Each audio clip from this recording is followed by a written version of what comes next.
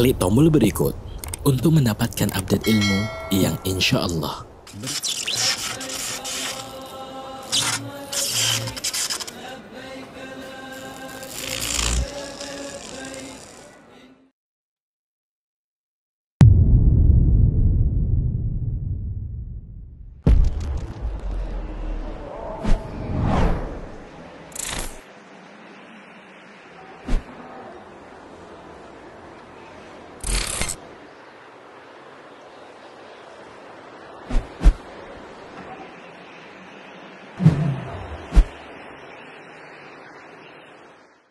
Assalamualaikum warahmatullahi wabarakatuh. Alhamdulillah, segala puji bagi Allah Jalla Jalaluh yang telah menyampaikan kita ke bulan Ramadan, bulan yang dinanti-nanti, bulan diturunkannya Al-Quran, bulan di mana Allah Jalla Jalaluh memilihnya sebagai tempat untuk pelaksanaan ibadah puasa yang merupakan rukun Islam. Bulan yang di dalamnya ada satu malam yang lebih baik dari 1000 bulan. Man hurima khairaha faqad hurim. Barang siapa yang terhalangi dari kebaikan satu malam ini, maka dia adalah orang yang terhalangi dari kebaikan. Semoga Allah Jalla Jalaluh mengampuni dosa-dosa kita, menguatkan tekad dan niat kita, memberikan kekuatan kepada kita untuk dapat meraih segala kebaikan yang ada di bulan Ramadan. Allahumma salli wa sallim ala sayyidina wa maulana Muhammadin wa ala alihi wa ashabihi ajma'in. Ya Allah, semoga salawat dan salam senantiasa Engkau curahkan untuk hamba kekasih-Mu, untuk baginda Nabi kita Muhammad alaihi salatu wassalam, untuk keluarga beliau, untuk istri-istri beliau, untuk putra-putri beliau, dan untuk seluruh sahabat Nabi. Semoga Allah meridhai kita bersama mereka. Amma ba'd, ahibati fillah, kembali kita mengkaji tafsir Juz Amma. Sebagaimana kita mengetahui, ayat-ayat yang turun di kota Mekah kebanyakan berkaitan dengan keimanan, dengan tauhid hamba. Karena memang bagaimana seorang diajak untuk beriman agar yakin, seyakin-yakinnya dengan Allah sebagai Rabbnya. Al-Quran yang diturunkan adalah kalamullah dan Nabi Muhammad SAW utusannya. 13 tahun belum ada kewajiban berpuasa. Tapi setelah hijrah, tahun pertama hijriah belum turun kewajiban puasa Ramadan. Tapi tahun kedua hijriah diwajibkan atas umat Islam berpuasa. Dan tentunya kewajiban ini ditetapkan di dalam Al-Quranul Karim. Yang yakin Allah sebagai Rabbnya,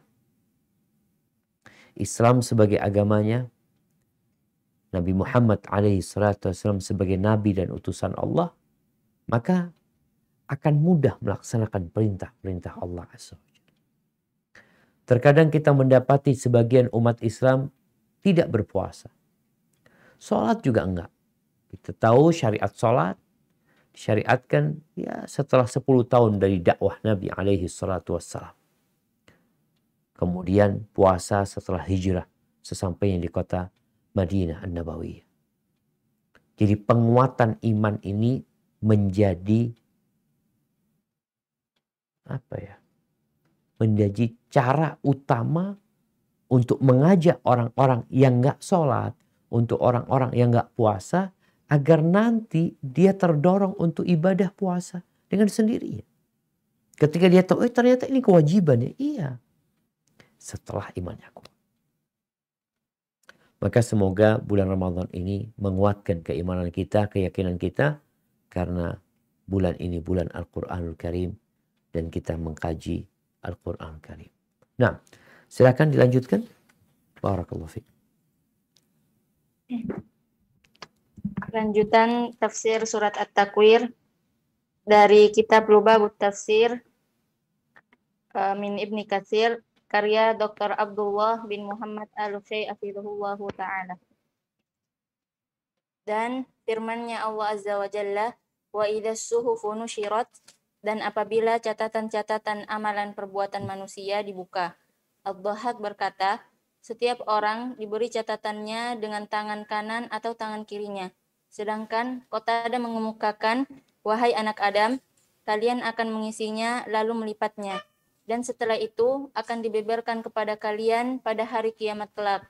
Oleh karena itu, hendaklah seseorang memperhatikan dengan apa dia mengisi lembaran catatan tersebut. Lembaran catatannya. Barakallahu fikum. Nah, ahibati fillah.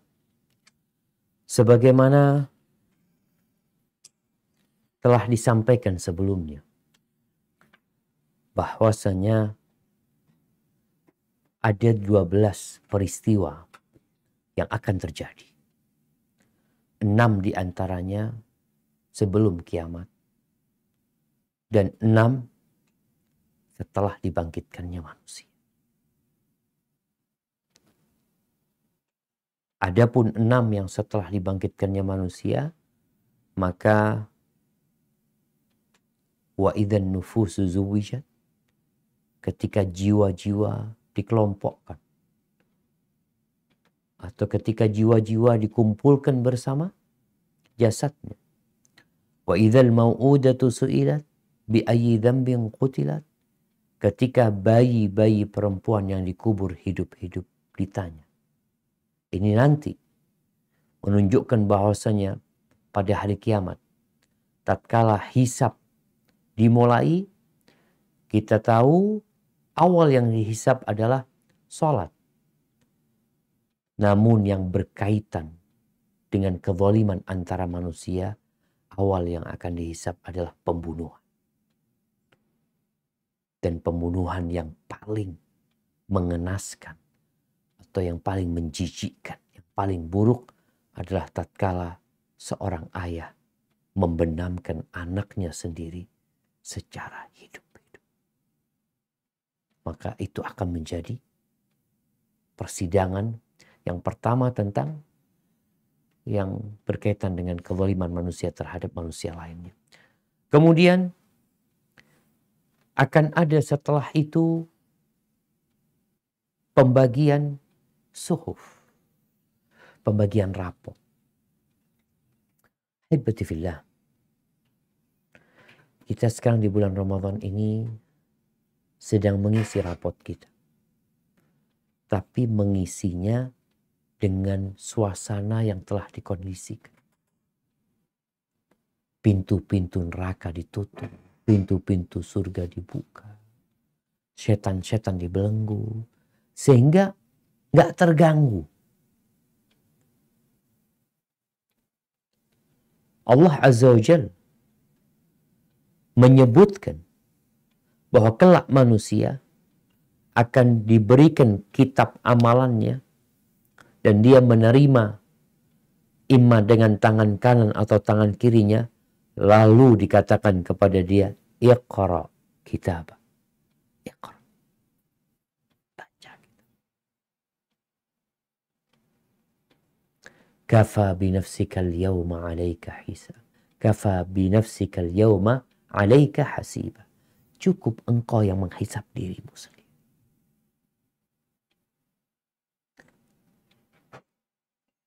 Jamaah rahimakumullah, yang mendapatkan kitab dengan tangan kanannya atau dari arah kanannya, fasawfa yuhasabu hisaban yasir. maka dia akan dihisap dengan mudah. Tidak detail. Karena memang Allah hendak mengampuni dosa-dosanya. Wa yanqalibu ila ahlihi masrura. Kemudian dia akan balik ke keluarganya dalam kondisi bergembira. Berbeda dengan yang mendapatkan kitab dengan tangan kirinya atau dari arah kirinya, dari belakang punggungnya.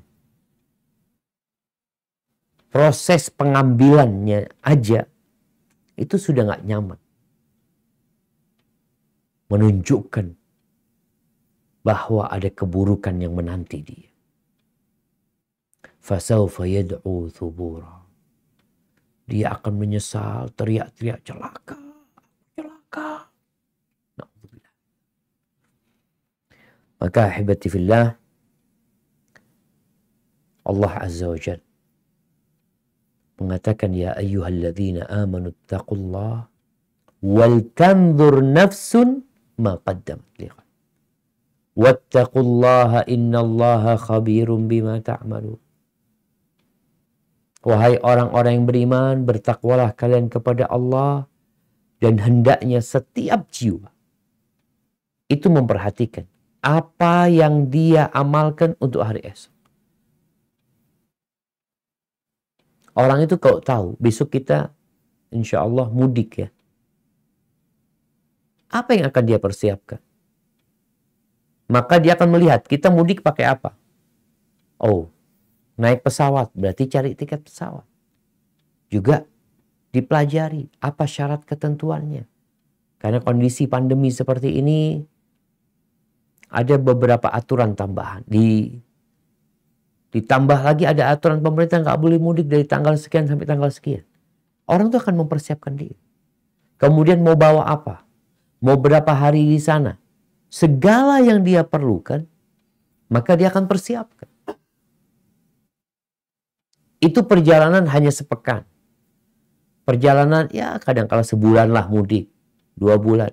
Gimana kalau perjalanan yang entah berapa ribu tahun kita akan menjalaninya sebelum kiamat nanti dibangkitkan. Nabi kita Muhammad alaihi salatu wassalam sudah berada di kuburnya sampai hari ini kira-kira 1431 tahun.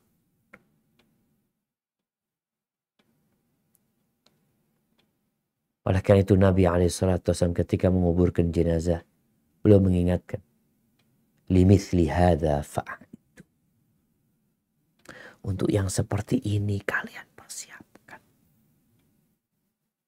Jangan hanya mempersiapkan untuk perjalanan yang tidak terlalu lama, tapi persiapannya begitu matangnya, usaha dan upayanya begitu semangatnya, padahal cuma untuk berapa tahun. Nah, silakan lanjutkan. Firman Allah, wa idas sama'u kushitat, dan apabila langit dilenyapkan. Mujahid mengatakan, yaitu ditarik. Adapun As-Suddi mengatakan, yakni dibuka. Ad-Dhahhak mengemukakan, mengelupas, dan kemudian menghilang. Barakallahu fikum. Nah, apa yang akan terjadi dengan langit ya? Di surat yang selanjutnya yang kita akan bahas, Allah Azza wa Jalla mengatakan, idza sama'un fatar. Kemudian di surat Al-Insyiqaq Allah mengatakan, idza sama'un syaqqat wa adzinat li rabbiha wa huqqat. Allah berfirman juga, fa idzan syaqqatis sama' fakanat wardatan kaddihan. Ini menunjukkan akan terjadinya peristiwa yang menakutkan dengan langit. Kebanyakan peristiwa yang kita lihat itu peristiwa di bumi. Ada banjir, ada gempa, bumi yang terbelah, ya, ada ambles, ada tsunami, macam-macam. Tapi nanti ada kejadian yang menakutkan dengan langit ini. Terbelah langit itu. Langit itu menjadi lemah. Di sini para ulama membincangkan apakah peristiwa ini sebelum dibangkitkannya manusia atau ketika terjadinya kiamat seperti yang di surat Al-Infitar dan Al-Insyiqaq, atau ini setelah dibangkitkannya manusia, di mana Allah Azza wa Jal bersama malaikat-malaikatnya akan turun li faslil qada, untuk menyidang manusia. Kalau ini dikatakan langit ini yang dilenyapkan tadi sebelum terjadinya kiamat, maka berarti peristiwa yang sebelum kiamat itu ada 7. Selain 6 yang sudah dibahas, satunya kejadian dengan langit ini. Tapi sebagian ulama berpendapat tidak. Ini setelah terjadi kiamat, setelah dibangkitkannya manusia, di mana malaikat-malaikat akan turun dari langit. Di setelah langit itu, kalau dikatakan kushitat, akan dilenyapkan. Ada yang mengatakan dibuka, jadi sebagian dibuka yang menunjukkan faslul qada, persidangan akan dimulai. Karena dalam persidangan itu ada malaikat-malaikat yang menjadi saksi. Malaikat penulis akan jadi saksi. Kemudian nanti bagaimana proses pembagian rapot kepada mereka. Jadi peristiwa wa idzas sama'u kushitat ini lebih tepatnya memang setelah dikumpulkannya manusia di padang mahsyar, di mana mereka menanti persidangan, lalu Nabi kita alaihi salatu wassalam, setelah orang-orang meminta syafaat kepada Nabi Adam, Nabi Nuh, Nabi Ibrahim, Nabi Musa, Nabi Isa, kemudian mereka berangkat kepada Nabi alaihi salatu wassalam. Nabi kemudian sujud memohon kepada Allah agar persidangan dimulai. Dan bisa jadi peristiwa ini ketika persidangan dimulai, malaikat-malaikat sudah turun untuk menyelesaikan urusan manusia. Sebagian ke neraka, sebagian ke surga. Na'udzubillahi minan nar. Nah, lanjutkan. Kemudian firman-Nya, wa idzal jahimu su'irat, dan apabila neraka jahim dinyalakan. Rasul berkata, dididihkan. Sementara itu Qatadah mengemukakan, yakni dinyalakan lebih lanjut. Qatadah berkata, neraka dinyalakan oleh murka Allah dan berbagai kesalahan anak cucu Adam. Barakallahu fikum. Naam. Ahibati fillah. Berkaitan dengan jahim. Al-jahim di sini kan disebutkan neraka jahim. Al-jahim asalnya adalah an-nar dzatut tabaqat min al-waqud min hatabin wa nahwihi fawqa ba'daha fawqa ba'd. Yang dimaksud dengan jahim, kalau kita nyebutkan di dunia ini, api jahim itu adalah api yang bahan bakarnya tersusun bertingkat-tingkat.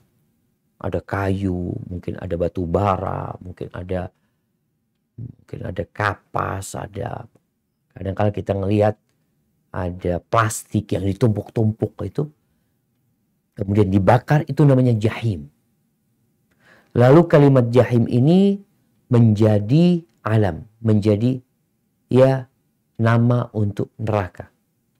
Kalau disebut jahim, berarti adalah neraka Jahannam yang memang diciptakan oleh Allah Azza wa Jal sebagai tempat pemberian balasan buat para pelaku dosa. Tapi di sini disebutkan wa idzal jahimu su'ir.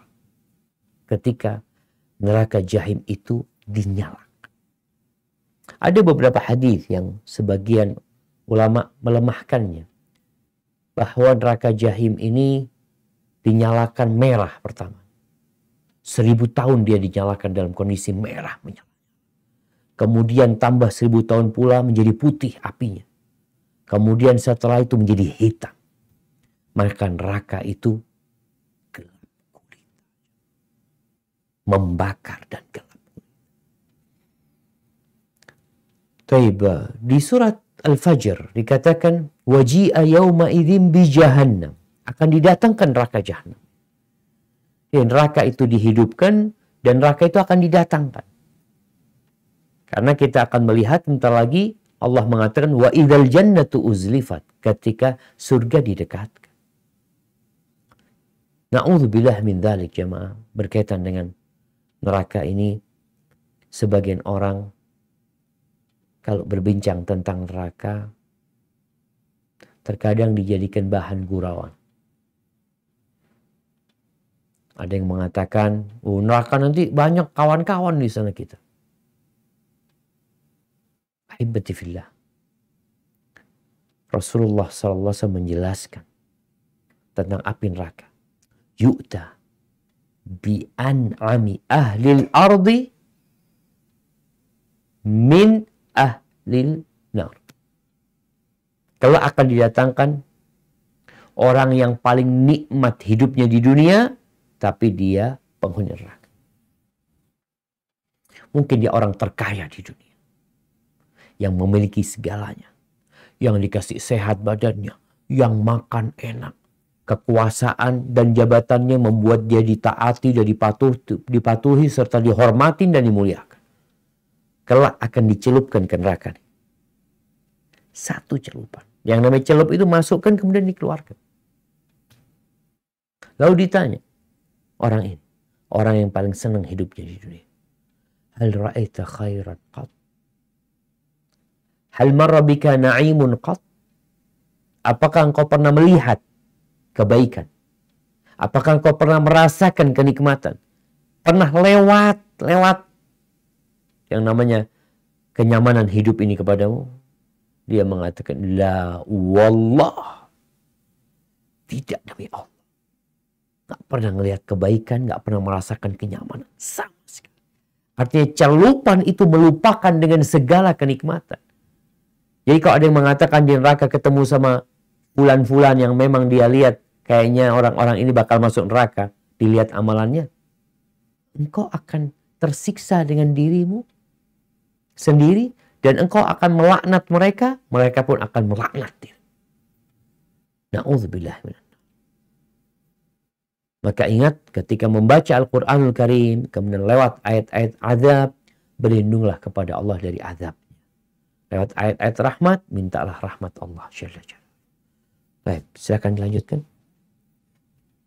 Lantas, wa idzal jannatu uzlifat, dan apabila surga didekatkan. Ad-Dhahhak, Abu Malik, Qatadah, dan juga Ar-Rabi bin Faitham mengatakan, yakni mendekati para penghuninya. Barakallahu fikum. Naam. Allah Azza wa Jalla ingin memudahkan buat penghuni surga untuk masuk surga. Sehingga neraka itu didekatkan kepada para penghuni, surga itu didekatkan kepada para penghuni surga. Akan tetapi mereka tidak akan dapat memasuki surga kecuali melewati sirat yang berada di atas neraka jahanam. Gak bisa. Namun sudah didekatkan. Sehingga jarak antara penghuni surga dengan surga tidak ada yang memisahkan mereka kecuali neraka jahanam. Sedangkan penghuni neraka ya sudah masuk neraka. Tinggal orang-orang beriman yang mereka harus melewati sirat. Kondisi mereka ada 3. Najin musallam. Ada yang melewati sirat selamat tanpa ada luka, tanpa ada lecet di tubuhnya, tanpa ada api yang menyentuhnya. Selamat. Full. Ada lagi yang selamat tapi makhdush. Selamat tapi penuh luka-luka dan lecet. Karena di kanan kiri sirat yang berada di atas neraka jahanam itu ada pengait-pengait dari besi yang besar-besar. Ada seperti duri-duri yang menarik orang-orang yang melewati. Tapi ada yang selamat. Namun dia terluka. Namun ternyata ada yang harus jatuh ke dalam neraka. Na'udzubillahi min dzalik. Di sana jamaah semuanya tergantung amalan. Di dunia ini kita melihat ada orang kaya, Ada orang miskin, ada orang sehat, ada orang tampan, cantik, ada yang tinggi, ada yang pendek, macam-macam. Ada yang kulitnya putih, coklat, hitam. Kenapa perubahan itu? Apakah karena amalan? Bukan. Yang jadi atasan bukan karena amalannya jadi atasan. Yang jadi bawahan bukan karena amalannya. Tapi karena apa, Ustaz? Karena ujian yang Allah berikan kepada mereka. Allah sudah menetapkan ujian orang masing-masing. Apakah dia bersyukur atau dia bersabar? Maka di sini subhanallah, ketika didekatkan itu surga, mereka harus melewati dari semua sebenarnya. Dari sejak dibangkitkan dari kuburnya, menuju ke sirat, sampai menuju ke surga, biqadri amali. Semua tergantung amal. Kenapa kita disuruh beramal? Ya karena amal itu jadi sebab. Namun masuk surga tentunya dengan rahmat Allah Jalla Jalaluhu. Baik, silakan lanjutkan. Alimat nafsum ma ahdarat. Maka tiap-tiap jiwa akan mengetahui apa yang telah dikerjakannya. Dan inilah jawabannya. Artinya, jika semua hal di atas terjadi, maka saat itulah setiap jiwa akan mengetahui apa yang telah dikerjakan dan diperbuatnya. Itulah yang menjadi miliknya sebagaimana ayatnya. Yauma tajidu kullu nafsin ma amilat min khairin muhdaran wa ma amilat min su' tawaddu law anna bainaha wa bainahu amadan ba'ida. Pada hari ketika tiap-tiap diri mendapati segala kebajikan dihadapkan di mukanya. Begitu juga kejahatan yang telah dikerjakannya. Dia ingin kalau kiranya antara dia dengan hari itu ada masa yang jauh. Surat Al-Imran ayat 30. Barakallahu fikum. Nah, di sini disebutkan alimat nafsum ma ahdar. Maka tiap-tiap jiwa akan mengetahui apa yang telah dikerjakan. Sebenarnya orang itu udah tahu sekarang kan. Jadi kita beramal. Kalau dikatakan sekarang Anda puasa, kita tahu sama amalan kita. Anak kemarin sodakoh. Anak kemarin kita tahu. Ima dosa yang kita lakukan atau kebaikan.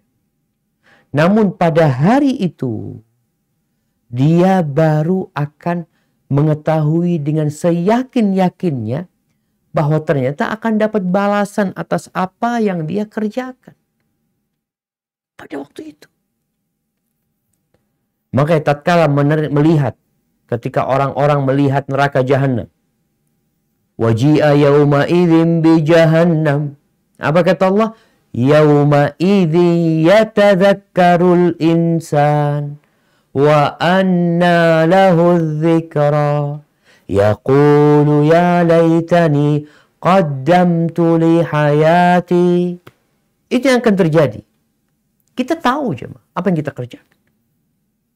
Tapi pada hari itu, pengetahuan itu akan menjadi sebuah keyakinan, kenyataan. Bahwa ternyata benar. Kita akan dibalas. Di dunia kita melihat ada pelaku dosa, rezekinya tambah banyak. Subhanallah. Sebaliknya, ada pelaku ketaatan secara kasat mata, ya Allah kesian dia hidupnya. Melarat hidupnya. Secara ekonomi ya, mungkin di masyarakat juga tidak dimuliakan. Nanti engkau akan tahu bahwa sholat yang kita kerjakan nih di bulan Ramadan, yang sholat tarawih dapat apa? Ada yang sholat 11 rakaat, ada yang sholat 23 rakaat, ada yang sholatnya cepat, ada yang sholatnya lambat. Mungkin sebagian orang menganggap sama, yang penting sholat tarawih. Beda. Masa yang sholat tarawih, yang 1 rakaat baca 2 halaman sama dengan yang 11 rakaat atau 23 rakaat 2 halaman Quran? Apakah sama? Ya nggak sama. Hanya saja sekarang memang nggak kelihatan. Dalam artian balasannya itu nggak kelihatan sekarang. Kalau orang bekerja, dia langsung dapat. Dia kerja sehari, ada yang dapat gaji harian. Sore dapat langsung hasil kerjanya. Ada yang tiap pekan, Sabtu dapat gajian. Ada yang tiap bulan, tanggal 1, tuh turun gajinya. Artinya hasil usaha dia, Anda dapat sekian. Tapi untuk ketaatan dan kemaksiatan yang diperbuat manusia, makanya penyesalan pada hari itu nggak ada gunanya. Kan mereka semua kepingin balik ke dunia. Qala rabbi rji'un. Balikin ke dunia. Mereka minta. Allah Azza wa Jalla berfirman, wahum yastarikhuna fiha Rabbana akhrijna minha na'mal salihan ghairal ladzi kunna na'mal. Ya Allah, keluarkan kami ya Allah dari neraka nih, agar kami bisa beramal soleh tidak seperti yang dulu kami amalkan. Apa kata Allah kepada mereka? Awalam nu'ammirkum, bukankah kita sudah kasih umur sama kalian? Kita panjangkan umur kalian. Kita kasih waktu sama kalian. Nah, barakallahu fiik. Dilanjutkan. A'udzu billahi minasyaitonir rajim. Fala uqsimu bil khunnas al-jawaril kunnas wal laili idza as'as was-subhi idza tanaffas innahu laqawlu rasulin karim dzi quwwatin 'inda dzil 'arsy makin muta'in thamma amin wa ma sahibukum bimajnun walaqad ra'ahu bil ufuqil mubin wa ma huwa 'alal ghaibi bidhanin wa ma huwa biqauli syaitanir rajim fa aina tadhhabun in huwa illa dzikrun lil 'alamin liman syaa'a minkum an yastaqim wa ma tasyaa'una illa an yasha'a Allahu rabbul 'alamin. Sungguh aku bersumpah dengan bintang-bintang yang beredar dan terbenam, demi malam apabila telah hampir meninggalkan gelapnya, dan demi subuh apabila fajarnya mulai menyingsing. Al-Quran itu benar-benar firman Allah yang dibawa oleh utusan yang mulia, yaitu Jibril, yang mempunyai kekuatan, yang mempunyai kedudukan tinggi di sisi Allah, yang mempunyai arsy, yang ditaati di sana di alam malaikat lagi dipercaya. Dan temanmu Muhammad itu bukanlah sekali-kali orang yang gila. Dan sesungguhnya Muhammad itu melihat Jibril di ufuk yang terang. Dan dia Muhammad bukanlah seorang yang bakhil untuk menerangkan yang gaib. Dan Al-Quran itu bukanlah perkataan syaitan yang terkutuk. Maka kemanakah kamu akan pergi? Al-Quran itu tiada hanyalah peringatan bagi semesta alam, yaitu bagi siapa di antara kamu yang mau menempuh jalan yang lurus, dan kamu tidak dapat menempuh jalan itu kecuali apabila dikehendaki Allah, Rabb semesta alam. Barakallahu fikum. Hibbati fillah. Di sini kita melihat Allah Azza wa Jalla bersumpah dengan makhluk-makhluknya yang indah, dengan ciptaan-ciptaannya yang mempesona, untuk menjelaskan akan cahaya Al-Quran Al-Karim, untuk menetapkan akan keutamaan Al-Quran Al-Karim, karena masih ada yang mengingkarinya, masih ada yang mengatakan itu bikinan manusia, dan sampai hari ini ada yang mengarang buku dengan judul Lobang-lobang hitam agama, yang berusaha untuk mengkritisi Al-Quran. Siapa dia?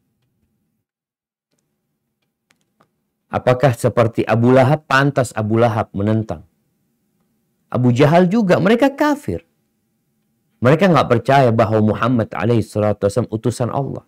Tapi kalau ada orang yang bersyahadat, asyhadu an la ilaha illallah wa asyhadu anna Muhammad Rasulullah, kemudian meragukan Al-Qur'anul Karim atau mengkritisi Al-Qur'anul Karim, sakit dia. Berapa banyak orang yang dikatakan kepadanya, ini nih, mataharinya lagi terang nih, mana aku gak kelihatan matahari. Mataharinya ada. Dianya yang sakit tidak dapat melihat matahari. Barakallahu fikum. Nah, silakan lanjutkan. Muslim di dalam kitab sahihnya juga An-Nasa'i meriwayatkan dalam penafsirannya mengenai ayat ini.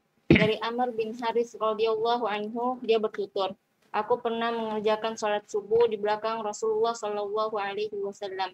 Lantas aku mendengar beliau sallallahu alaihi wasallam membaca, fala uqsimu bil khunnas al jawaril khunnas wal laili idza as'as was subhi idza tanaffas. Sungguh aku bersumpah dengan bintang-bintang yang beredar dan terbenam, demi malam apabila telah hampir meninggalkan gelapnya, dan demi subuh apabila fajarnya mulai menyingsing.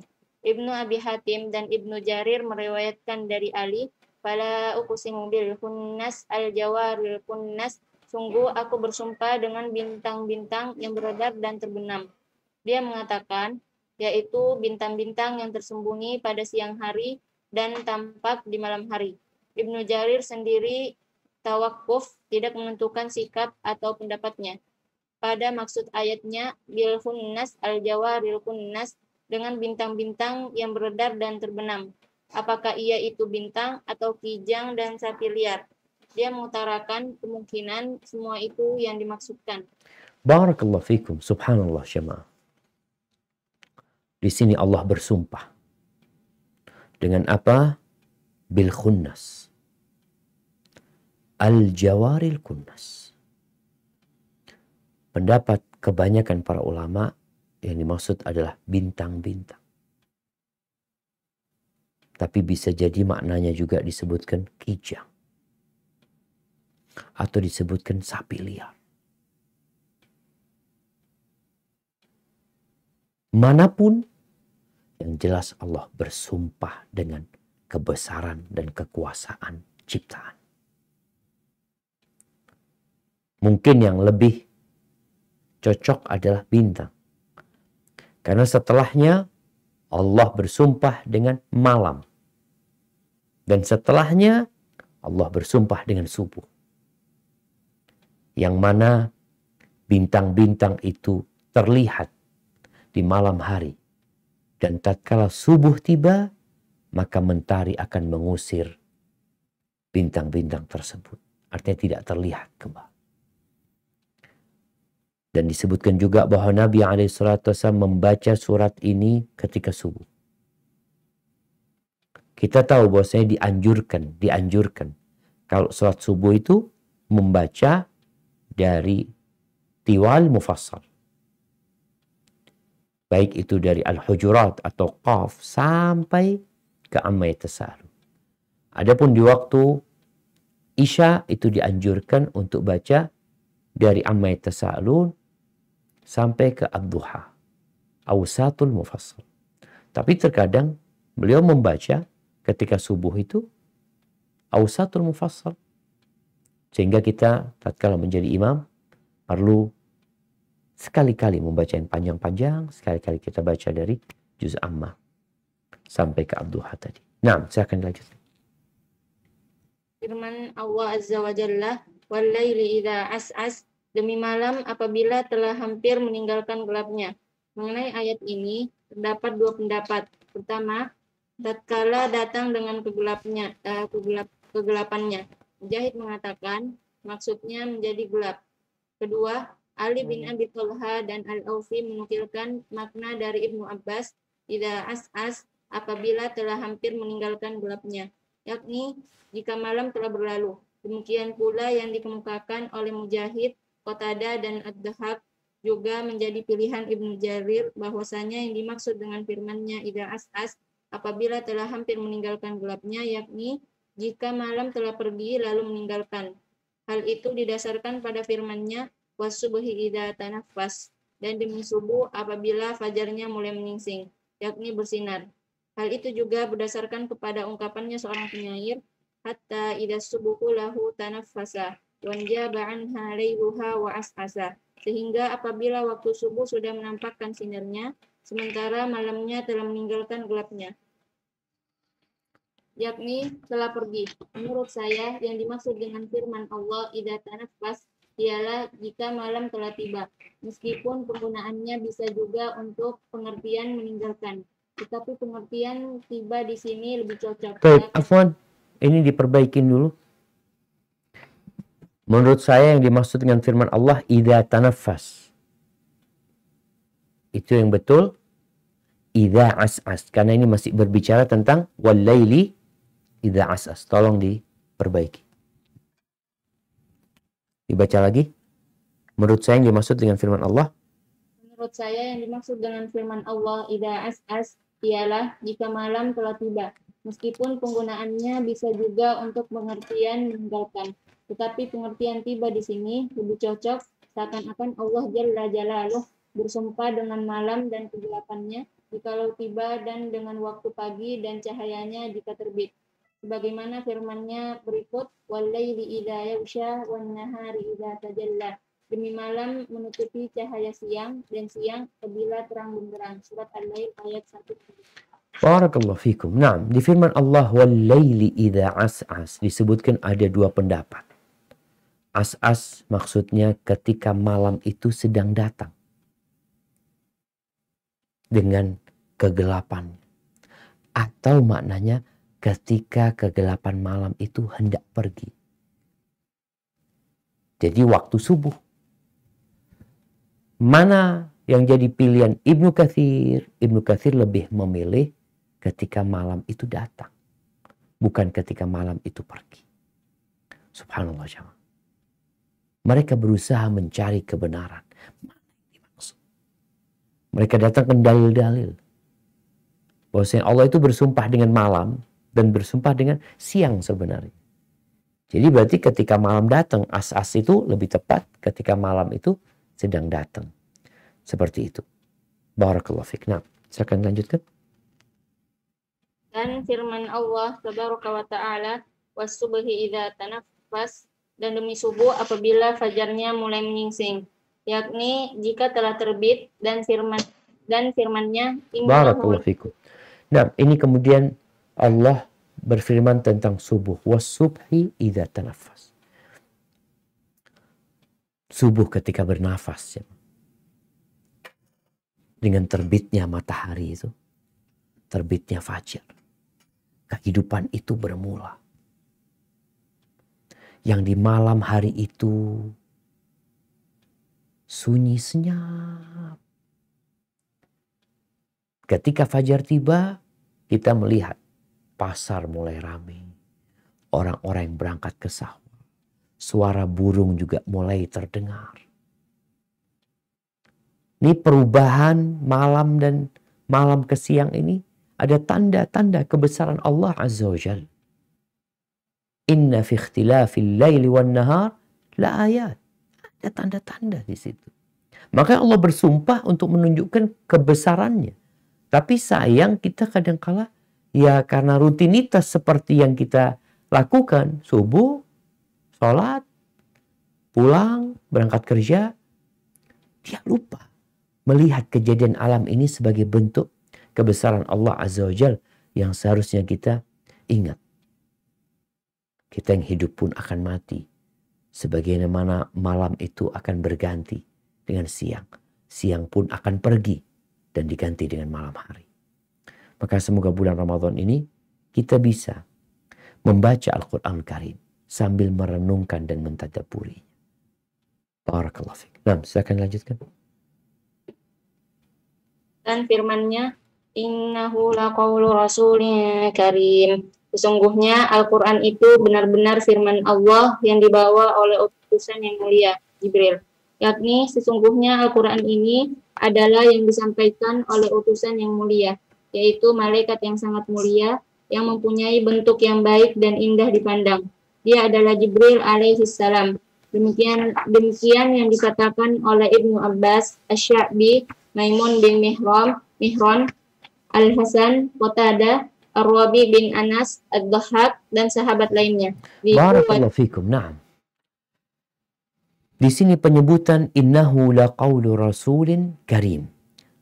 Sesungguhnya Al-Quran itu benar-benar firman Allah yang dibawa oleh utusan yang mulia, yaitu Jibril. Kemudian Ibnu Katsir menyebutkan siapa saja yang berpendapat yang dimaksud dengan Rasulin Karim itu Jibril. Tapi ada pendapat lain mengatakan Rasulin Karim adalah Nabi Muhammad SAW. Karena memang Quran ini dari Allah diturunkan lewat Jibril, dan dari Jibril sampai ke manusia itu lewat Nabi Muhammad SAW. Jibril tidak menyampaikannya langsung kepada manusia. Jibril menyampaikannya kepada Nabi SAW dan Nabi menyampaikannya kepada umat manusia. Sehingga yang dimaksud dengan Rasulin Karim ini, yang pertama adalah Jibril alaihissalam, yang kedua adalah Nabi kita Muhammad alaihissalam, dan beliau adalah Rasulin Karim. Baik, dilanjutkan.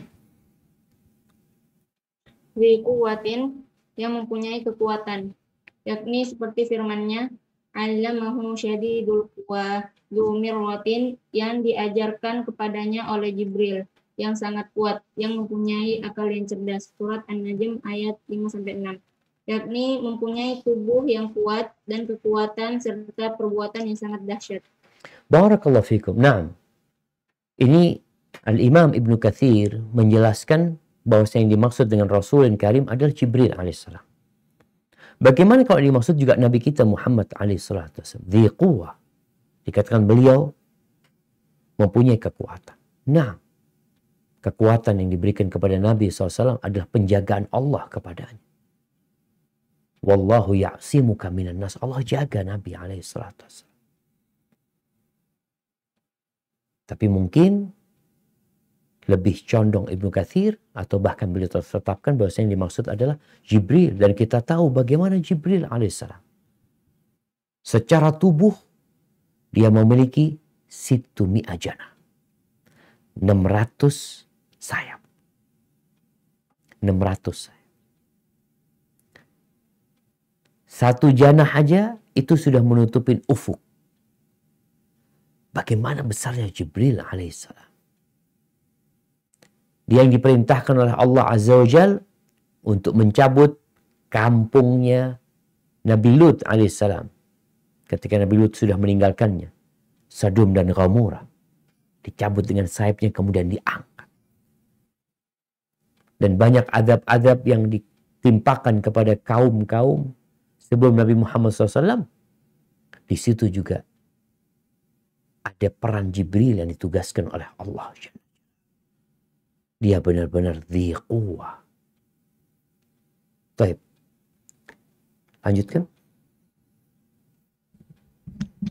Dadil arsy makin, yang mempunyai kedudukan tinggi di sisi Allah, mempunyai arsy, yakni dia mempunyai kedudukan dan juga derajat yang tinggi di sisi Allah Subhanahu wa taala. Barakallahu fikum. Nabi kita Muhammad alaihi salatu wasallam juga sama.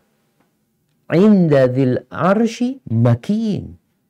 Bagaimana kedudukan beliau di sisi Allah Azza wa Jalla? Sampai tatkala Isra Mi'raj, Jibril itu memperkenankan Nabi untuk melanjutkan perjalanan sendirian alaihi salatu wassalam karena makamnya Jibril nggak bisa melewatin itu. Nabi Muhammad alaihi salatu wassalam sahibul maqamil mahmud. Nah, beliau memiliki kedudukan yang sangat agung di sisi Allah Azza wa Jalla. Bahkan Allah mengatakan tentang nabinya alaihi salatu wassalam, wa innaka la'ala khuluqin azim. Bagaimana Allah Azza wa Jalla memanggil nabinya dalam Al-Quranul Karim. Nggak pernah dengan namanya. Allah memanggil Nabi SAW dengan gelarnya. Ya ayyuhan Nabi. Ya ayyuhar Rasul. Sallallahu alaihi wasallam. Nah, lanjutkan. Mutha'in sama, yang ditaati di sana. Qatadah mengatakan, yaitu di langit. Artinya, ia tidaklah termasuk kelompok malaikat biasa, melainkan ia termasuk kelompok malaikat yang terhormat lagi mulia yang mendapatkan perhatian serta dipilih khusus untuk menyampaikan risalah yang amat agung ini. Ayatnya amin, lagi dipercaya, sifat Jibril adalah amanah, dapat dipercaya. Yang demikian itu merupakan sesuatu hal yang sangat agung sekali. Sungguh Rabb Azza wa Jalla telah menyucikan hamba dan utusannya sebagai sosok malaikat yaitu Jibril. Sebagaimana dia menyucikan hamba dan rasulnya dari kalangan manusia yaitu Muhammad sallallahu alaihi wasallam. Barakallahu fikum. Nah, di sini disebutkan bagaimana sifat Rasulin Amin itu.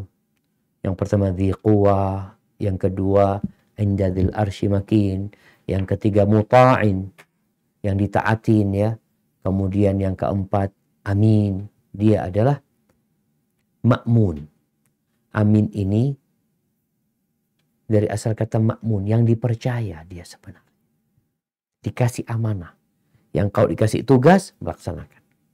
Dititipin sesuatu, akan dia jaga. Itu makna amin. Dan kita tahu sifat ini pun dimiliki oleh Nabi SAW. Bagaimana penduduk Mekah sebelum diutusnya Rasulullah SAW. Mereka mengatakan, Hadzal amin radina, hadzal amin, hadza Muhammad. Mereka ridho dengan Nabi SAW untuk menyelesaikan pertikaian di antara mereka tatkala peletakan Hajar Aswad. Ini menunjukkan posisi beliau atau kedudukan beliau di mata orang-orang Quraisy. Amin. Orang-orang kafir, nah. Mereka mempercayai Nabi SAW. Bahkan setelah jadi Nabi pun masih banyak orang-orang menitipkan sesuatu kepada Nabi SAW. Tatkala Nabi mengumpulkan orang-orang Quraisy, lalu bertanya kepada mereka, kalau aku kabarkan kepada kalian bahwasanya ada pasukan yang akan menyerang kalian pagi hari ini, kalian percaya nggak? Kata mereka, ma jarabna alaika kadziban. Kita tidak pernah mendapatimu berdusta. Nggak pernah. Makanya benar-benar Nabi kita alaihissalatu amin. Terus kenapa setelah jadi Nabi alaihissalatu wassalam kok gelar-gelar buruk disematkan kepada beliau? Ada apa sebenarnya? Kenapa kemudian dikatakan orang gila Nabi SAW, penyihir, dukun, gelar-gelar yang sangat buruk disematkan kepada orang yang paling mulia alaihissalatu wassalam. Nah, coba dilanjutkan.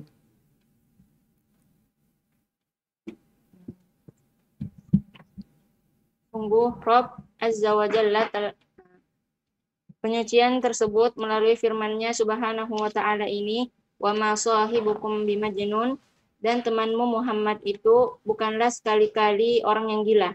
Asy-Sya'bi, Maimun bin Mihram, dan Abu Shalih yang disebutkan sebelumnya menerangkan maksud ayat berikut ini, wa ma sahibukum bimajnun, dan temanmu Muhammad itu bukanlah sekali-kali orang yang gila, yakni yang dimaksud adalah Muhammad sallallahu alaihi wasallam. Barakallahu fikum. Nah, Nabi kita Muhammad alaihissalatu wassalam hidup di Mekah. Bukan orang yang didatangkan dari luar. Maka dikatakan, wa ma sahibukum, temanmu tuh. Yang berdakwah di tempat kalian, yang lahir di Mekah, yang kalian tahu dengan perjalanan hidupnya. Jadi track record Nabi Muhammad SAW itu diketahui oleh orang-orang Quraisy. Kapan bapaknya mati, dia anaknya siapa, ibunya mati, dipelihara sama kakeknya meninggal dunia dipelihara sama pamannya, sampai kemudian dia menikah, dewasa. Maka dikatakan, wa ma sahibukum bimajnun. Dia bukan orang gila. Ini adalah penyucian Allah untuk nabinya. Pembelaan Allah untuk nabinya. Dikarenakan orang-orang musyrikin menuduh Nabi gila.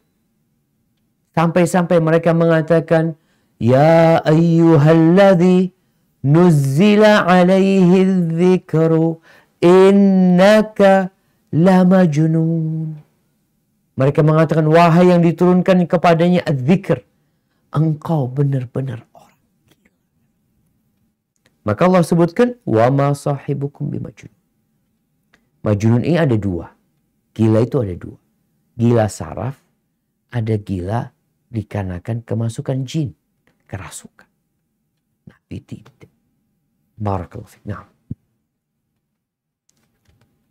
Adapun firman Allah Jalla wa Ala, walaqad ra'ahu bil ufuqil mubin, dan sesungguhnya Muhammad itu melihat Jibril di ufuk yang terang.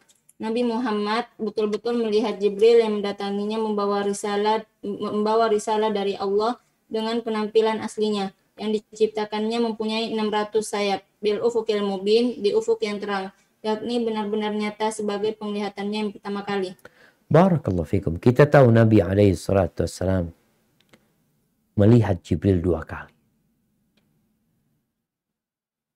Awal interaksi dengan Jibril adalah tatkala di Gua Hira. Bagaimana Nabi SAW didekat. Sampai akhirnya turunlah Iqra bismi rabbikal ladzi khalaq. Dan pernah juga Nabi SAW melihat Jibril. Ini melihat di wujud aslinya. Di antara langit dan bumi, di atas kursi duduk. Yang kemudian Nabi SAW pulang ke rumahnya. Mengatakan, zammiluni, zammiluni. Selimutin aku, selimutin aku. Beliau melihat Jibril dalam wujud aslinya. Kenapa dikatakan dalam wujud aslinya? Dikarenakan malaikat ini tercipta dari cahaya. Mereka memiliki kemampuan untuk berubah-ubah.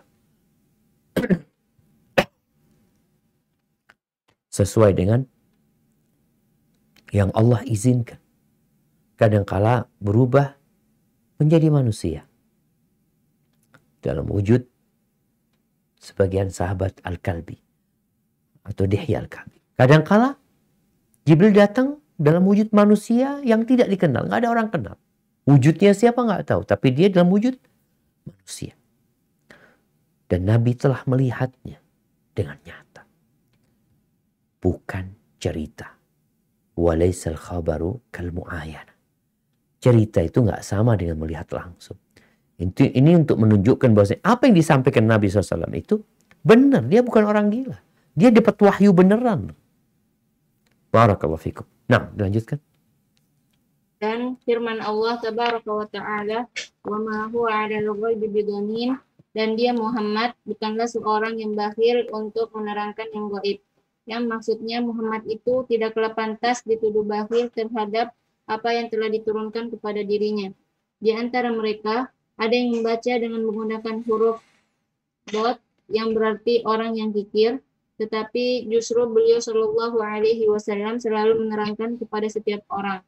Sufyan bin Uyainah mengutarakan bahwa kata dhanin dan dhanin adalah sama. Artinya, tidaklah dia itu sebagai seorang pendusta atau seorang yang jahat. Kata adh-dhanin berarti orang yang dituduh, sedangkan adh-dhanin berarti orang yang kikir. Qatadah menjelaskan, sebelumnya Al-Quran merupakan sesuatu yang gaib. Lalu Allah menurunkannya kepada Muhammad SAW dan beliau tidak kikir dalam menjelaskannya kepada manusia. Sesungguh beliau mau menyampaikan dan menjelaskan isinya kepada setiap orang yang menghendakinya.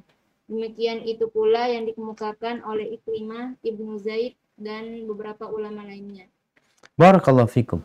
Tapi sebelum dilanjutkan ada yang perlu diperbaikin. Dalam firman Allah Ta'ala, wa ma huwa 'alal ghaibi bidhanin, dan dia Muhammad bukanlah seorang yang bakhil untuk menerangkan yang gaib. Ini sebenarnya terjemahan dhanin pakai dhad. Sedangkan Ibnu Katsir menyebutkan wa ma Muhammadun ala ma anzalallahu ilaihi bidhanin, pakai dhad. Jadi yang pertama adalah pakai dha. Yang pertama pakai dha. Muhammad itu tidak pantas dituduh bakhil, enggak. Bukan dituduh bakhil. Disebutkan bimuttaham, dituduh berdusta. Nah, Dituduh berdusta terhadap apa yang diturunkan kepada dirinya. Lalu di sini Ibnu Katsir mengatakan di antara mereka ada yang membaca menggunakan huruf dhad. Berarti Ibnu Katsir di awal menjelaskan menggunakan huruf dha, yaitu dhanin yang artinya tertuduh dusta dalam apa yang disampaikannya. Baru setelah itu Ibnu Katsir menyebutkan di antara mereka ada yang membaca dengan menggunakan huruf dhad. Jadi yang awal adalah dengan huruf dha, yang artinya dituduh berdusta.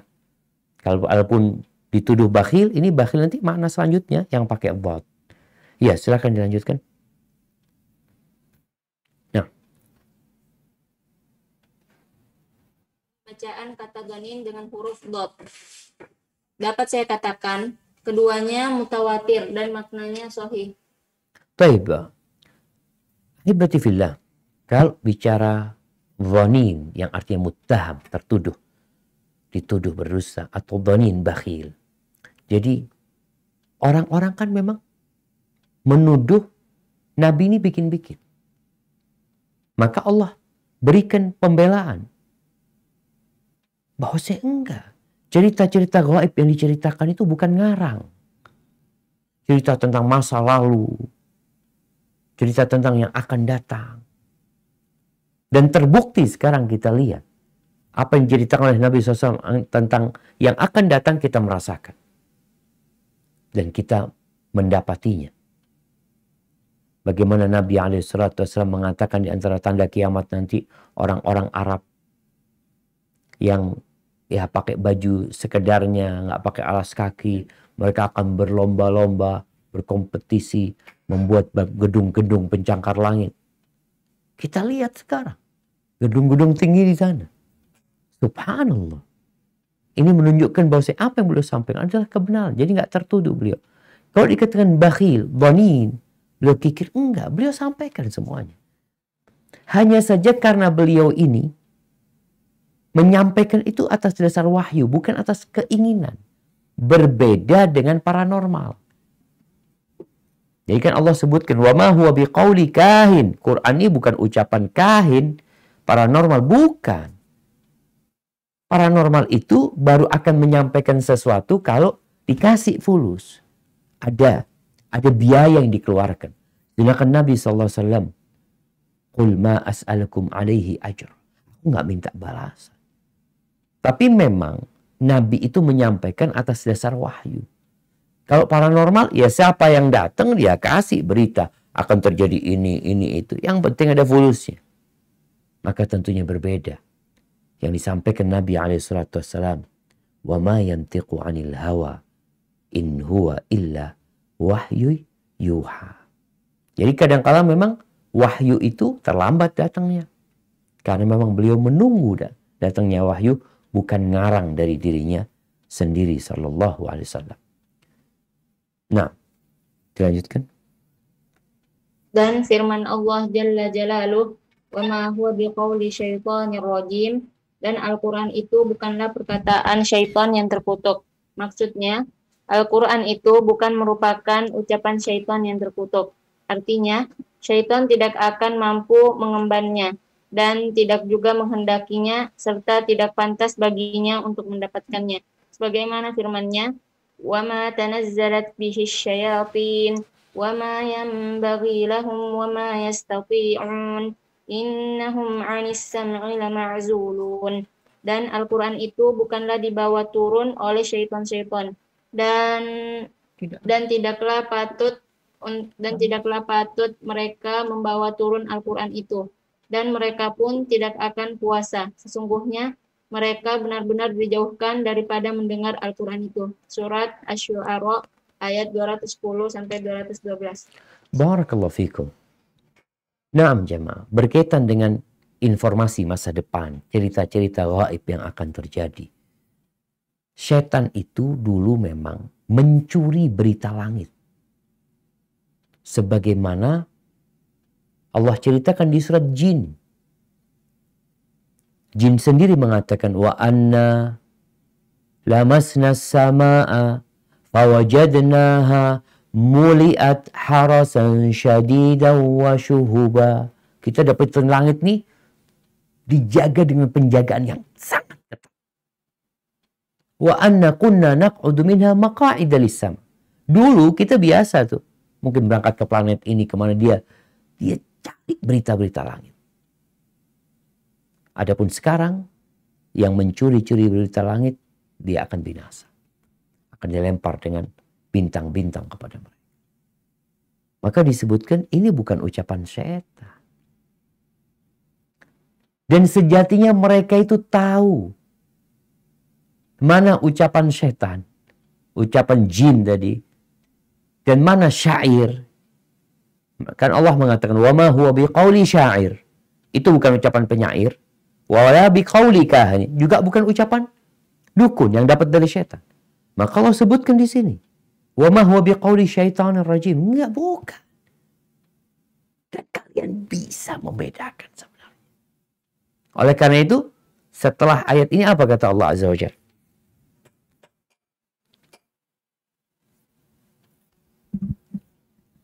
Dan firman-Nya lebih lanjut, fa'aina tadhhabun, maka kemanakah kamu akan pergi? Maksudnya, kemana akal kalian pergi manakala kalian mendustakan Al-Quran ini? Padahal kemunculannya sudah sangat nyata dan isinya pun sudah benar-benar jelas serta keberadaannya pun tidak diragukan berasal dari sisi Allah Tabaraka wa Ta'ala. Mengenai firman-Nya, fa'aina tadhhabun, maka kemanakah kamu akan pergi? Qatadah mengatakan, yakni dari kitab Allah dan ketaatan kepadanya. Barakallahu fikum. Setelah dikasih penjelasan, lalu mau kemana lagi mereka? Jelas bukan ucapan penyair, bukan ucapan dukun, paranormal, bukan ucapan setan. Terus kalian menolaknya. Pakai apa kalian? Allah Azza wa Jalla menantang orang-orang Arab ini. Yang setelah mereka diturunkan kepada Al-Quran selama 13 tahun. Lalu Rasulullah SAW hijrah ke kota Madinah. Masih ada orang-orang yang menentang kebenaran Quran. Maka akhirnya Allah katakan apa? Qul in kuntum fi raibin mimma nazzalna ala abdina fa'tu bi suratin min mithli wad'u syuhada'akum min dunillah in kuntum sadiqin. Kalau kalian masih ragu dengan apa yang kami turunkan kepada hamba kami, udahlah kalian datangkan satu surat yang sama dengan Quran. Satu. Kumpulkan semua orang. Gak akan bisa melakukan. Makanya diajak mereka berpikir, yang katanya kalian cerdas, punya akal, pintar. Masa nggak bisa bedain kejelasan firman Allah Azza wa Jalla. Sehingga tokoh-tokoh Quraisy itu,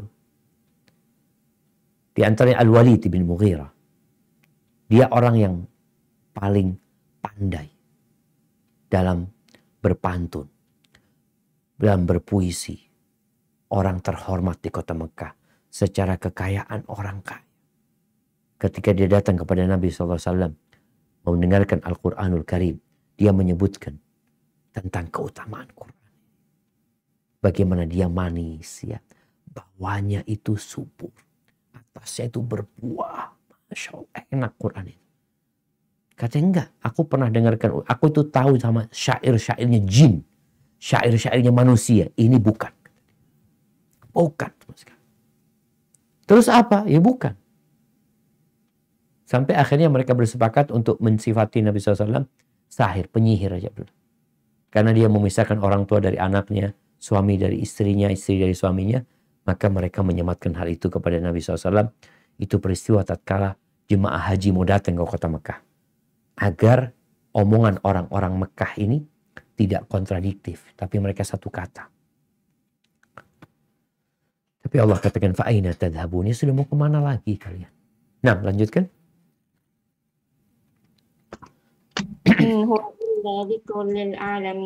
Al-Quran itu tiada lain hanyalah peringatan bagi semesta alam. Maksudnya, Al-Quran ini merupakan peringatan bagi seluruh umat manusia. Dengannya mereka mengambil pelajaran dan menjadikannya sebagai nasihat. Barakallahu fikum. Nah, ayat ini adalah dalil atau salah satu dalil yang menjelaskan bahwasanya Islam ini bukan hanya untuk bangsa Arab.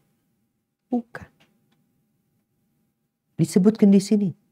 In huwa illa dzikrun lil alamin. Mencakup di dalamnya orang Amerika yang hidup mungkin di Australia, yang di New Zealand, dimanapun. Sampai jin-jin pun termasuk yang diajak untuk beriman dengan Quran. Dan Allah sebutkan sudah ada di antara mereka yang masuk Islam. Qul uhiya ilayya annahu istama'a nafarum minal jin. Faqalu inna sami'na Qur'anan ajaba. Karena memang ini untuk semuanya. Bukan hanya untuk bangsa Arab. Bukan. Kalau untuk bangsa Arab, kenapa Bilal kok masuk Islam? Sedangkan dia orang Ethiopia. Kenapa Salman Al-Farisi meninggalkan negerinya Persia? Berangkat ke Syam, berangkat ke Irak, nanti berangkat ke Turki, lalu berangkat ke kota Medina. Kalau ternyata nabinya ini hanya untuk orang Arab. Tidak. Ini untuk alam semesta. Kenapa Nabi SAW kirim surat mengajak Raja Persia untuk masuk Islam? Kirim surat ke Muqawqis, Raja Mesir untuk masuk Islam. Kirim surat ke Syam, ke Romawi, Heraklius, diajak masuk Islam.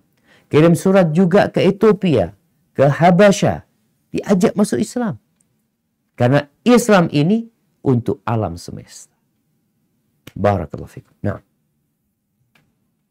Lima sya'a minkum an yastaqim. Bagi siapa di antara kamu yang mau menempuh jalan yang lurus, yakni bagi orang yang menghendaki petunjuk, maka hendaklah ia berpegang pada Al-Quran ini, karena sesungguhnya ia merupakan penyelamat sekaligus petunjuk baginya, dan tidak ada petunjuk bagi selainnya. Nah, jemaah. Ini bulan Al-Quranul Karim ya. Kita tuh cari petunjuk. Muslim itu kepingin hidupnya damai, berbahagia. Ingin makmur, sejahtera. Caranya gimana? Ya Qur'annya dibaca. Nasihat ana buat siapa saja pemegang kebijakan di negeri ini atau di negeri manapun. Kalau engkau ingin, benar-benar ingin negeri ini menjadi negeri yang baldatun thayyibah, negeri yang adil, makmur, sentosa, engkau tidak akan mendapatkan jalan tercepat, jalan terringkas, jalan yang tepat kecuali dengan membaca Al-Quran. Ekonomi dibahas di sana, politik dibahas di sana, karakter apalagi, keimanan, ya, peperangan, militer dibahas di Quran. Karena Al-Quran ini dzikrun lil alamin. Kalau ingin istiqomah, ingin menempuh jalan yang lurus, nggak ada kitab lain. Ya baca Al-Quranul Karim. Yang mau. Yang tidak mau, maka kita tahu. Faman sya'a falyu'min, wa man sya'a falyakfur. Kata Allah, yang mau beriman silahkan. Yang mau kafir, monggo. Na'udzubillah. Baik. Terakhir. Tasya'una illa an yasha' Allahu Rabbul Alamin. Dan kamu tidak dapat menghendaki menempuh jalan itu kecuali apabila dihendaki Allah, Rabb semesta alam. Maksudnya, di sini adalah kehendak itu tidaklah diserahkan kepada pribadi kalian, sehingga barang siapa menghendaki, dia akan mendapatkan, dan barang siapa menghendaki, dia akan memperoleh kesesatan. Tapi semua itu bergantung kepada kehendak Allah Jalla Jalaluh, Rabb seluruh alam. Subhanallah jamaah. Ya, manusia berencana, tapi Allah yang menetapkan. Maka tatkala kita membaca ayat ini, kita semakin sadar bahwa semuanya tergantung sama Allah. Bagaimana kita berdoa memohon kepada Allah agar kita ditetapkan hati kita di atas agama. Orang-orang yang mengatakan ingin hidayah, kok belum dapat hidayah, maka kau perlu minta. Minta sama Allah Azza wa Jalla. Kadang-kala kita ingin orang tua kita dapat hidayah. Kita udah kasih penjelasan. Tapi kok gak masuk-masuk. Minta sama Allah Azza wa Jalla. Allah mengatakan kepada nabinya alaihi salatu wassalam, innaka la tahdi man ahbabta. Kau tidak akan dapat memberikan petunjuk kepada orang yang kau cintai. Walakin Allah yahdi man yasha. Tapi Allah memberikan petunjuk kepada siapa yang Allah kehendaki. Terus Allah siapa yang Allah kehendaki? Wa huwa a'lamu bil muhtadi. Allah tahu siapa yang pantas mendapatkan hidayah. Ini berkaitan dengan kesiapan setiap hamba untuk menerima hidayah itu. Maka bab doa adalah bab yang paling utama tatkala kita mencari hidayah Allah untuk diri kita atau kita berbagi hidayah buat orang-orang yang kita cintai. Barakallahu fiik, itu mungkin yang bisa Anda sampaikan sampai kali ini. Ya mas, sebenarnya kajian Ramadan kalau nggak salah Umudia udah dapat edaran. Udah Ustadz. Nah, karena suara ustadznya ini kalau entar lagi kajian habis zuhur, habis asar kajian lagi. Jadi kadang-kala bisa habis. Mungkin kita pertanyaan 2 aja Umudia. Ya siap Ustadz. Nah, baca pertanyaan yang tertulis dulu Ustadz. Assalamualaikum warahmatullahi wabarakatuh. Suami istri sudah sepuh, tidak punya anak, hidup berdua saja. Suami nggak ada penghasilan lagi. Untuk kehidupannya suka dikasih uang oleh saudara-saudaranya. Bolehkah sebagian kecil uang itu ditabung oleh istrinya, sedangkan si suami bilang itu untuk makan sehari-hari? Bolehkah diam-diam istri tetap menabung tanpa pengetahuan suaminya, Ustadz? Jazakumullah khairan. Nah, barakallahu fiik. Ya ahibati fillah. Kalau tadi disebutkan kondisi ekonominya sulit, tapi ternyata pemberian dari saudaranya itu lebih dari untuk makan sehari-hari. Kalau tadi suami mungkin uang itu mau dihabiskan sama dia. Kondisinya dia pikir untuk makan sehari-hari. Nanti gimana kalau saudara-saudara nggak ngasih umpamanya. Atau mereka berhalangan. Yang ini akan menyebabkan mungkin suami istri harus minta-minta. Wallahu a'lam bishawab. Analisa yang dilakukan oleh istri. Kalau melihat memang suaminya mau menghabiskan uang itu. Kemudian dia ingin menyimpannya. Dan menyimpannya tetap untuk suaminya sebenarnya. Bukan untuk kepentingan pribadi dia. Tapi untuk kebutuhan mereka berdua. Semoga nggak masalah dalam kondisi seperti ini. Walaupun nanti dia sampaikan kepada suaminya. Dia minta maaf nantinya. Karena alhamdulillah disebutkan tadi. Memang untuk kehidupan sehari-hari cukup alhamdulillah. Ada sisa. Namun ada orang yang mengatakan udah habisin. Jangan dihabisin gitu. Ada mungkin laki-laki yang atau suami yang kurang bijak dalam menata harta. Semoga apa yang dilakukan istri ini membantu dia ya. Membantu dia. Tapi tetap Anda rasa nanti harus minta maaf sama suami. Dan harus menyampaikannya kepada suami. Kalau memang dia menabung untuk kebutuhan hidup mereka. Bukan untuk yang lain. Hada wallahu a'lam bishawab. Satu lagi untuk yang bertanya langsung Ustaz. Bu Teti, tafadholi. Assalamualaikum warahmatullahi wabarakatuh. Waalaikumsalam warahmatullahi wabarakatuh. Ahlan wa sahlan. Barakallahu fiik. Ya. Semoga Ustaz dan keluarga tetap sehat dan keluarga Bahansia juga Ustaz ya. Amin. Mama baru meninggal Ustaz. Rahimahullah. Rahimahullah. Adzamallahu ajraki wa ghafara limayyitiki. Mama tuh pesan Ustaz, jangan dibawa ke rumah sakit. Nah. Nah, Mama nggak mau, ada protokol. Terus memang Mama ini udah susah jalan, minta tetap sholat wudhu. Jadi batal wudhu gitu Ustaz. Jadi tetap gitu Ustaz kan. Karena itu beliau bilang sama saya tuh jangan gitu Ustaz. Tapi kan kita ini tidak sendiri Ustaz, ada bertiga. Jadi waktu masih ini beliau bilang kalau gitu mandikan dulu mandi. Kita mau ke Jakarta ya Teti, ya oke memang kita ke Jakarta gitu. Jadi saya mandikan dulu Ustaz, bersih-bersih gitu. Kita jam 5 mau flightnya ke Jakarta. tahu-tahu kondisinya memburuk gitu Ustaz. Terus anak mau bertahan, jangan bawa gitu. Kita nggak bisa itu Ustaz ya. Setelahnya kan dibawa ke rumah sakit gitu, Ustaz. Nah. Jadi kalau setiap dekat dengan anak itu, ini dalam kondisi mau dipasang apa gitu karena udah antara sadar dengan harusnya. Terus saya bilang, Mama, obat Mama apa ini? Oh, terus saya bilang, Mama masih bisa zikir. Ngangguk tuh Ustaz, jadi memang terus zikir gitu nih Mama. Nah masalahnya Ustaz, ketika di rumah sakit itu harus minum obat. Ini yang disesalin itu ini aja Ustaz ya. Sehingga beliau harus tertidur gitu Ustaz. Iya. Sehingga nggak bisa mungkin ya Ustaz, yang kalau kita melihat kasat mata tidak bisa lagi wudu zikir gitu Ustaz ya. Terus tidur, jadi kondisinya tidur memang. Harus ditidurkan gitu Ustaz. Iya. Karena di cut off untuk COVID ini kan beda-beda Ustaz. Siap. Di rumah sakit waktu Anda bilang jangan, ini rumah sakit kafir. Tapi standarnya internasional, kakak-kakak mau ke situ gitu ya Ustaz. Nah. Jadi oke lah sudah gitu. Lalu ada kesempatan lah karena saya bilang bahwa ini sekian hari saya pernah COVID, sekian hari tidak menularkan dan saya belajar COVID ini seperti ini. Akhirnya boleh masuk. Masuk saya menjaga. Satu hari sebelum beliau dipanggil Allah itu, satu hari sebelumnya itu malam itu saya bilang besok itu Allah alam. Tapi mungkin kesempatan terakhir melihat Mama masih ada.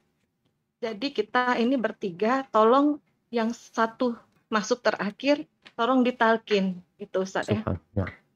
Jadi karena waktu saya datang tuh Ustaz, anak datang itu, jadi Mama ini zikir pagi, itu nafasnya langsung naik, artinya beliau merespon gitu kan Ustaz. Dan beliau tuh memang suka gitu. Nanti ini ya Teti dibaca ini ya gitu. Oh iya Maya gitu. Jadi giliran itu dikasih ke salah satu saudara. Qadarullah. Bersih keluar itu langsung keadaannya memburuk. Nah yang ingin Ana tanyakan Ustaz, karena Mama tuh berusaha melepas semua yang itu sampai diikat gitu Ustaz. Apakah nanti kami ini tidak dihisap berat Ustaz karena kami menghalangi gitu Ustaz untuk beliau beribadah gitu, dan dia harus dibius sehingga kita nggak tahu kapan dia sadar. Padahal kalau mungkin di rumah, mungkin yang terakhir kita masih bisa ngaji, masih bisa tuntun, talqin gitu Ustaz. Nah. Itu gimana Ustaz? Allahu Akbar. Nah. Inna lillahi wa inna ilaihi raji'un. Inna lillahi ma akhad wa lahu ma a'ta wa kullu syai'in indahu ila ajalin musamma. Milik Allah yang diambil, milik Allah yang disisakan. Dan segala sesuatu itu ada waktunya. Kita semua juga nunggu giliran untuk ke sana. Semoga yang meninggal diampuni oleh Allah Azza wa Jalla, dan yang ditinggal dikasih kesabaran. Adapun kalau tadi pertanyaannya, apakah yang dilakukan keluarga ini benar atau salah? Sehingga kalau salah tentunya akan dihisap. Dan mungkin nanti akan nampak ya, salah benarnya itu nanti. Mungkin tatkala Anda memberikan jawaban, wallahu a'lam. Apakah memang seperti itu? Kalau dikatakan keluarga niatnya agar ibu ini sembuh, karena dalam kedokteran kan memang ada orang-orang yang ditidurkan umpamanya supaya tubuhnya itu nggak terlalu capek, nggak terlalu lelah untuk melawan penyakit ini. Kalau secara medis memang bisa seperti itu, maka harapannya memang ya dia nanti bisa lebih baik gitu. Ini usaha manusia. Dan di dalam medis kalau memang seperti itu, dan dalam agama kita nggak apa-apa berobat dengan cara seperti itu ketika itu memang diperlukan oleh dia. Kondisinya sangat kritis sekali sehingga dia diistirahatkan. Namun ternyata kan berakhir dengan kematian yang kita nggak tahu. Artinya keluarga juga nggak tahu. Semua anak yakin keluarga itu berharap mama itu pulang dalam kondisi sembuh. Semua berharap seperti itu. Sehingga semoga niat baik keluarga tadi itu menjadi amal soleh buat keluarganya. Menjadi kebaktian kepada ibunya. Karena kadang-kala memang orang tua ini nggak mau dibawa ke dokter. Tapi anak-anak maksa. Bukan untuk menyusahkan ibunya. Karena mereka tahu ibunya nggak menyusahkan anak. Sedangkan anak-anaknya siap. Walaupun harus keluar duit sebanyak apapun, harapan mereka ibunya sembuh. Maka semoga niat baik dari keluarga tadi yang menginginkan kesembuhan buat orang tua terhitung sebagai bentuk kebaktian buat orang tuanya. Kalau ternyata tindakan yang diambil kurang tepat umpamanya, semoga Allah Azza wa Jalla mengampuni dosa-dosa kita. Maka yang bisa dilakukan sekarang adalah terus mendoakan ibu, ya, terus berbuat baik untuk ibu, kemudian juga menyelesaikan semua tanggungan-tanggungan ibu. Semoga ibu di sana lebih baik daripada menetap di muka bumi ini. Karena kita tahu dunia inilah penjara buat orang-orang yang beriman. Hadza wallahu a'lam bishawab. Itu yang bisa ana sampaikan. Kurang lebihnya mohon maaf. Subhanakallahumma wa bihamdika asyhadu an la ilaha illa anta astaghfiruka wa atubu ilaik. Wassalamualaikum warahmatullahi wabarakatuh.